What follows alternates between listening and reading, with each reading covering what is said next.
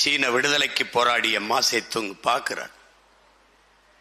அமைதியாக இருக்கத்தான் மரம் நினைக்கிறது, ஆனால் காற்று அப்படி இருக்க விடுவதில்லை. வாசிக்கிறார்.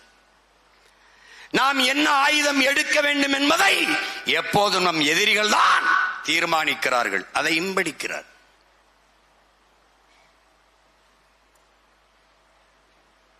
சீன பெருந்தேசத்தின் விடுதலையை முன்னெடுத்த மாசேதுங் அவனை உள்வாங்குகிறான்.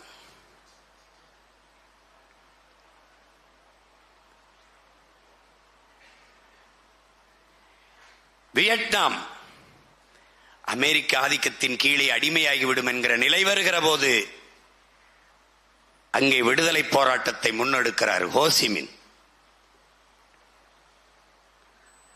1000 ஆண்டுகள் அடிமையாக வாழ்வதை விட சுதந்திரமாக சாவது மேலானது என்ற முழக்கத்தை முன்வைக்கிறார். அதையும் வாசிக்கிறான், உள்வாங்குகிறார்.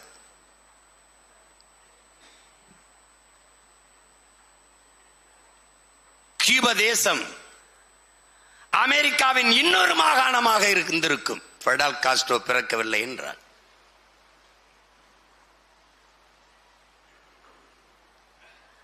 அவன் முன் வருகிறான்.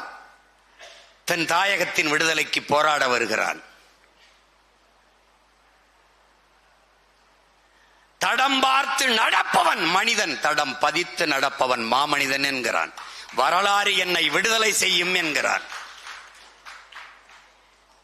நீ செல்கின்ற பாதையில் உனக்கு எந்த இடையூறும் இல்லையா? அது நீ செல்ல வேண்டிய பாதை இல்லை, வேற எவனோ சென்ற பாதை, திரும்பி வா என்கிறான்.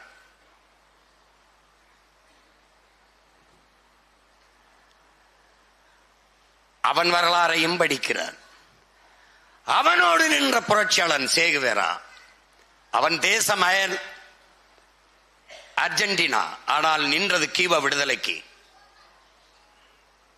2 பேரும் லத்தீனை தாய்மொழியாக கொண்டவர்கள். வந்து நின்றான்.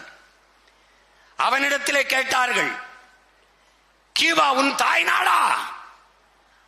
இல்லை. பிறகு ஏன் இந்த நிலத்தின் விடுதலைக்கு போராடுகிறாய் சேகுவேரா? உலகில் எந்த நாடு அடிமைப்பட்டு கிடக்குதோ அந்த நாடெல்லாம் என் தாய் நாடு என்று முழங்கினான். எந்த நாடு அடிமைப்பட்டு கிடந்தாலும் என் தாய் நாடு என்று முழங்குகிறான். என் சொந்த நாடு அடிமைப்பட்டு கிடக்கிறது, நான் என்ன செய்யலாம் என்று யோசிக்கிறார்.